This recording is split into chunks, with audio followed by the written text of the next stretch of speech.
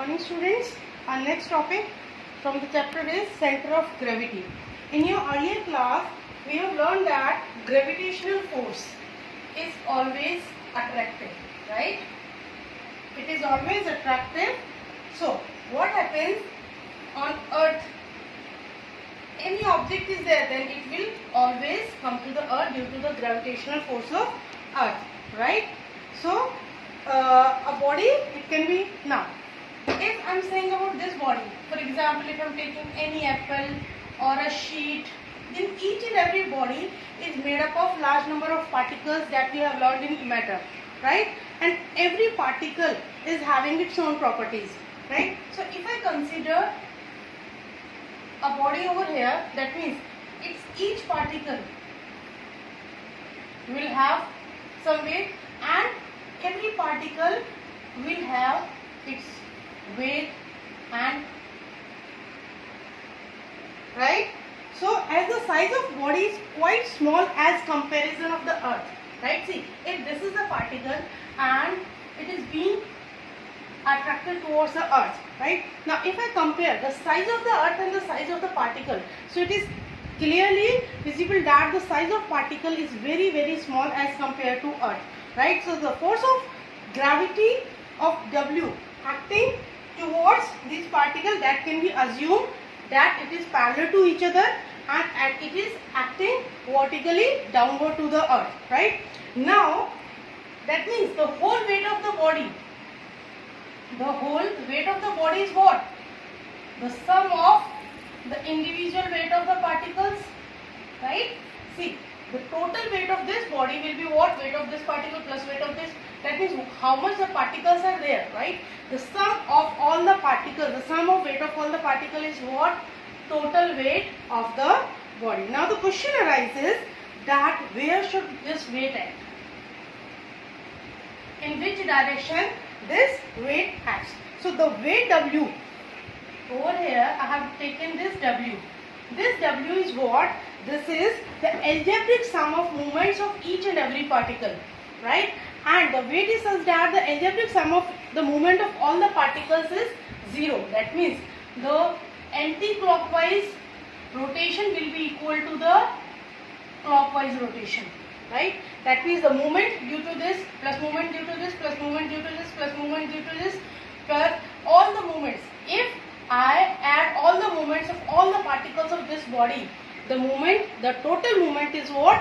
0. That means this object is in equilibrium position, right? Then this W will act such that, so in that case G will be what? At G, the total moment will be 0. So the point, this G point is called your center of gravity. So you can say the center of gravity of a body is what? It is the point on the body where the algebraic sum of moment, algebraic sum of all the moments due to its all particle is what? Is 0. Or you can say the point where the anti-clockwise rotation becomes equal to the clockwise rotation, that point is called the center of gravity, right? So how we can, for example, if I take a circular disc, right? Its circular disc, the center of gravity is always its center. If I take a triangular lamina, then it will be the intersection of all the medians, right? For a rectangle, it will be the intersection of the diagonals. That will be its center of gravity. That means if you hold the rectangle from here, if you hold the rectangular sheet from at the intersection of its diagonal, it will become balanced. Similarly, in case of square, it is again the intersection of the diagonals. If I take a cylinder, or you can say a wire, then it will be what? It will be just the center of axial length, right? Again for the parallelogram, the center of gravity is what? It is the intersection of the diagonals.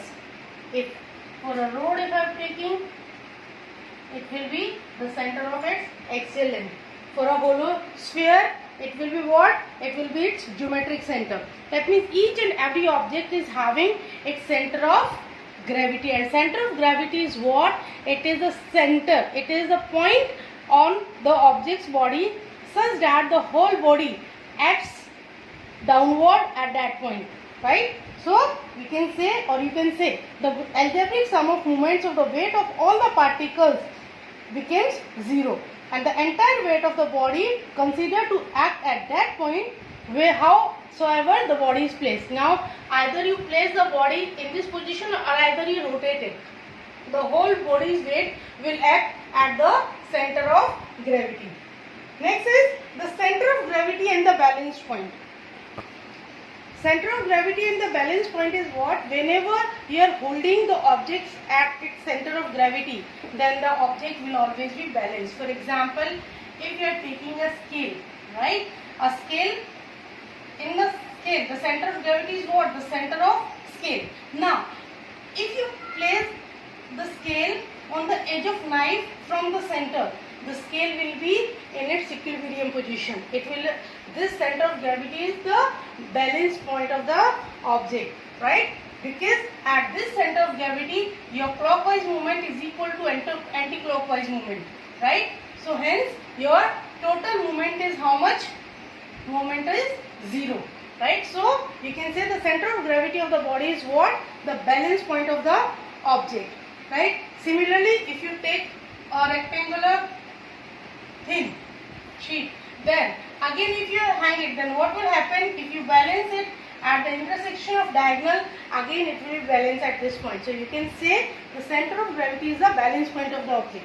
Now, how to calculate the center of the shapes I have discussed that are the regular shapes. So what about the irregular shape? If I have taken an irregular lamina, right, then how to calculate the center of gravity for this? For that, what you need to do, take any irregular sheet, make 3 holes anywhere wherever you want, right? 3 holes on the sheet near the edges. Then hang this lamina on first point on the nail. Then what will happen? In free to move. Then what will happen when it become at rest? Then draw a straight line downward. Again turn the lamina and now hang it from the, I have done from A. Now hang this lamina from B. Again it oscillated and then wait to become in rest. Then again when it will become in rest, draw a straight line. A point will come. Again repeat the process from C and then hang it. So you will see all the lines will intersect at a point. This intersecting point will be what? It will be the center of gravity. So with this method you can calculate the center of gravity for all the bodies, all the regular bodies. Even if the process you are doing with the regular body, you will get the same result. So you, in this way you will calculate the center of gravity. Next is your uniform circular motion. So uniform circular motion, first is, what is circular motion? When the object is moving in a circular path, then it is the circular motion. But here the word is uniform. Uniform circular motion means to say if the object is moving in a circular path with constant speed, right? Then it is called uniform circular motion. So how can you define? The motion of the object in a circular path with constant speed is called your uniform circular motion. Here I am using the word constant speed, not constant velocity. Why I am saying this? Because in the circular path, when the object is moving in a circular path, right, the velocity get changed at each and every point. Why I am saying so? For example, at this point I am saying the magnitude of the velocity will be same as that of speed, but the direction will be what? In this direction. Now, if I calculate at this point, the direction will be this, at this. At each and every point, the direction of the motion of the object get changed in the circular path. So that's why we said the velocity is not constant, but the speed is constant, right? So how can you calculate the velocity in a circular motion? In that case, the magnitude will be same as that of the speed, but the direction will be what? You will get the direction by drawing a tangent at that particular point. So that will be the direction of velocity. For example, at A, if I make the directions, this is your south, this is your east, the north and west. So at this A point, the direction is in which direction? It is east. At this point, at B, it is what? Northeast. At C, it is towards the west. But at D point, where it is towards the west south, right? So in this way, you can calculate the direction of the uniform circular motion. And uniform means to say the amount, the total distance covered in particular time duration is constant. For example, if I am saying from here to here, T1 and T2, I have taken 2 time slots. So in T1 and T2, if it is covering x distance, so for the same time slot, if the gap between T1 and T2 is equal to T2 and T3, it will again cover the same distance. That means in equal time intervals, the motion will cover the equal distances. That's why it is uniform circular motion. That's why the speed is constant but not the velocity. Now I have said that velocity is getting changed at each and every moment, right? So velocity, the rate of change of velocity is what? Rate of change of velocity is what? Acceleration.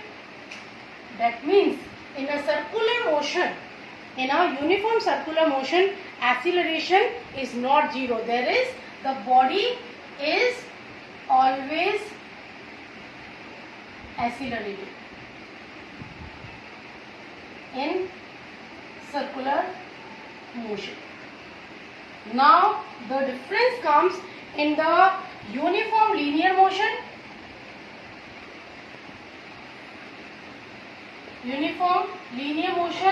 and uniform circular motion. What is the difference in between that? Whenever I am saying the uniform circular motion, in the uniform circular motion, in the uniform linear motion, the object is moving in a single direction, right? That means its speed as well as velocity is constant. So the acceleration is how much? 0.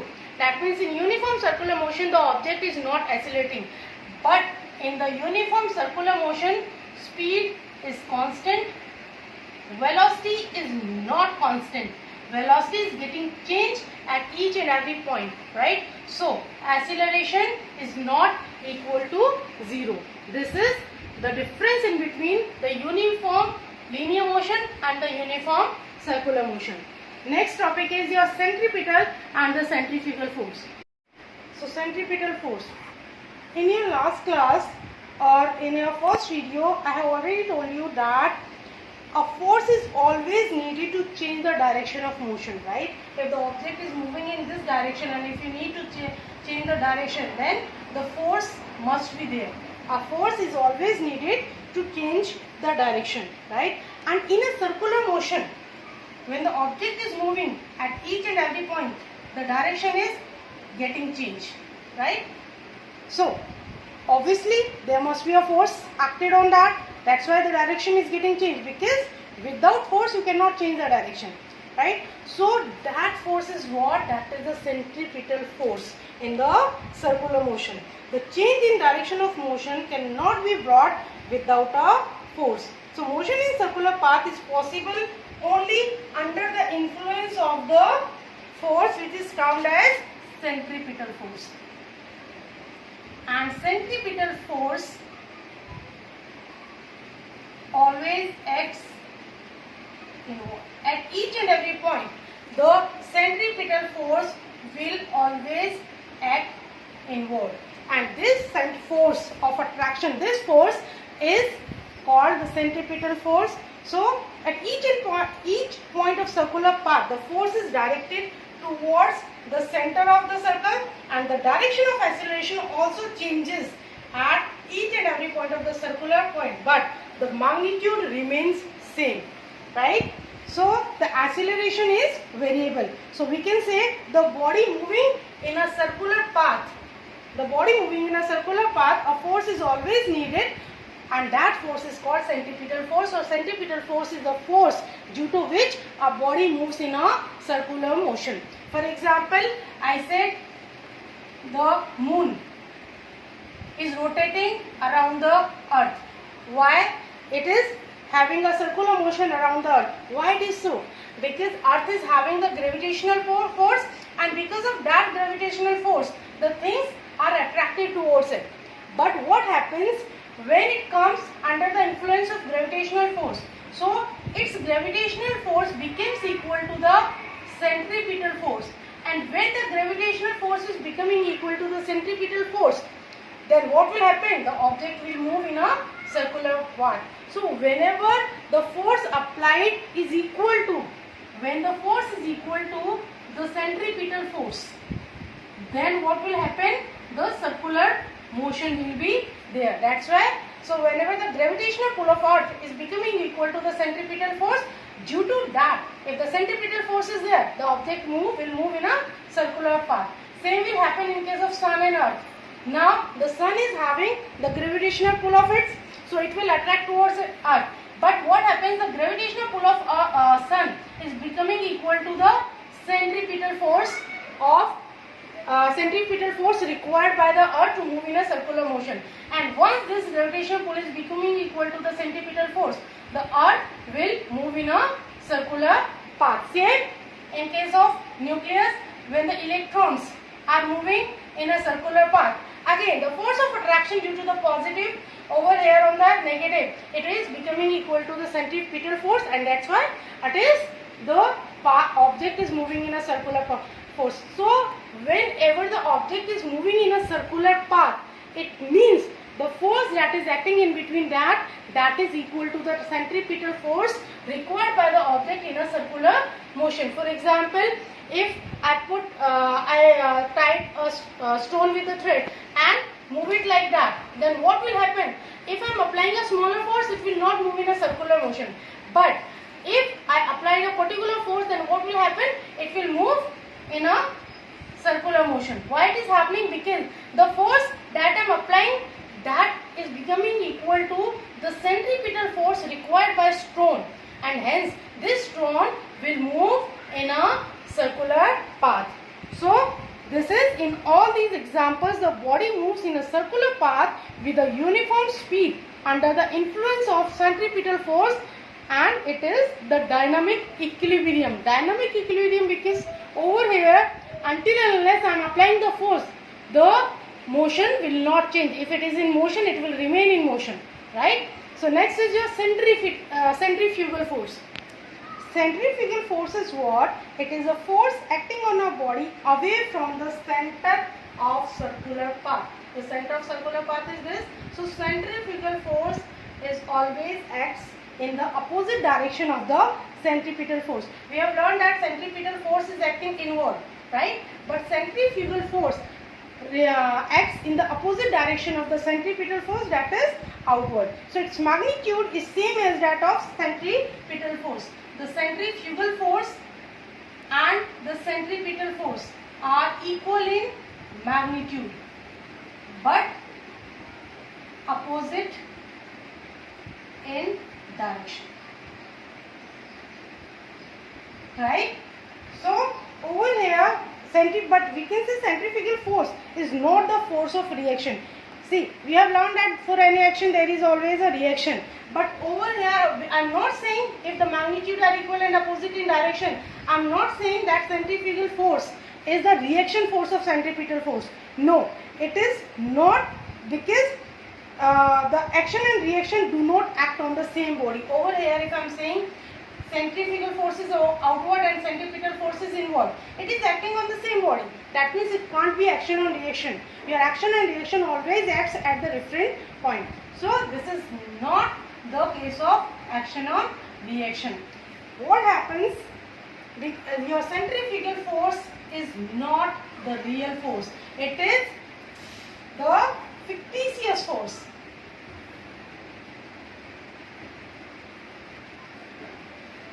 It is the fictitious force that is assumed by observer moving in a circular path along with the body. I am taking an example. For example, there is a merry-go-round right? And from the center, a ball is tied, right? Now this merry-go-round is not moving. One person is standing over here and another person is standing here. Now, if the merry-go-round is rotated, now what will happen? The observer which is seen from outside, for him, the string will get straight and the ball will move like this,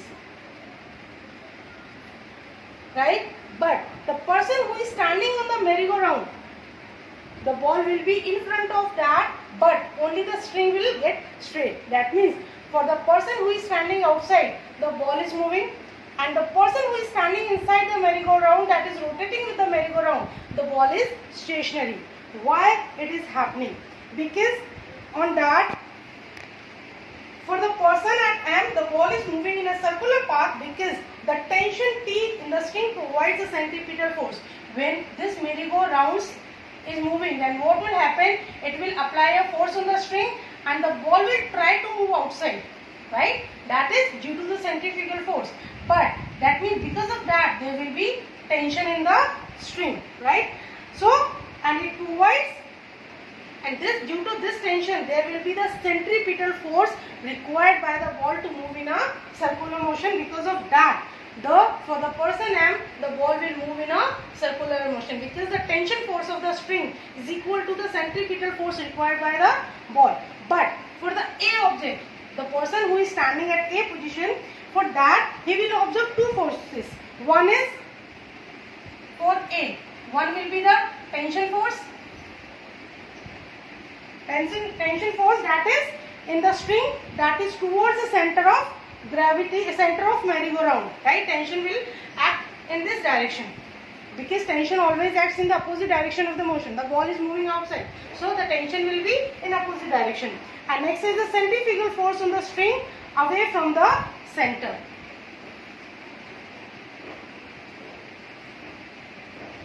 Now, for the person M, what was there? Only the tension force, and this tension force is becoming equal to the centripetal force. That's why the ball is rotating. But here, one is for A, it will be the force A, and again the second force will be the centrifugal force. So these two forces are equal. See, tension is inside and the centrifugal force is outside. So as these two forces, the centrifugal force and the tension force, are equal in magnitude, right? The magnitudes are equal, but they are opposite in direction. Hence, it will be equal to what? It will be 0. The net force on the ball will be 0. So, for A, the object will remain stationary. For the object A, the ball A is not moving in circular motion because he is not able to see the centripetal force because he is moving with the merry-go-round. For him, only two forces will be there, tension and centrifugal. But for the person who is standing outside, he is saying the ball is moving. And whenever there is a circular motion, it means a centripetal force must be there. So from where the centripetal force has come? It is due to the tension force that is acting in the string of the ball. Now, for case comes, what will happen? Now, a case is that if strings breaks when the ball is in position at P and the ball is over here, if the string gets break, right, then what will happen? The force of tension T in the string ceases to act. Obviously, if the tension force is there, then it will act over here. So now the person who is standing at M, he will observe that ball is moving in a straight line. According to him, as the ball was over here, and once the string gets broken, then what will happen? It will move in a straight line, right? So it will move from P to G, right? While the person standing on the merry-go-round, or the person who is standing at the merry-go-round, he will observe the ball at the position at P1, then P2, then P3, and so on. The position will get changed. So when he will be at position at A, because with the merry-go-round, the person is also moving, right? When he is at A position, the ball is at P position, and he is at A1 position, the ball is at P1 position. That means the position is getting changed. So he will observe that ball always remains in front of him, moving radially away from him. So he will not at the object, the ball is moving outside. What he will see, the object is radially moving away from him at the merry-go-round. So what will it, thus the person in rotating frame has to assume due to the, it is happening due to the centrifugal force, and centrifugal force throws the things outside. See, the difference between the centripetal force is always inward, right? It will try to keep the body inside the circle, but the centrifugal force will try to move it away from the circle. So for him, the centrifugal force will be there. So what is the conclusion? That the centrifugal force is not a real force. Centrifugal force is not the real force, but it is the fictitious force which is having the magnitude that is equal to the centripetal force, but the direction is just opposite of the centripetal force, or a force which really does not exist but it is considered to describe a certain motion is called the fictitious force, and hence it is your centrifugal force.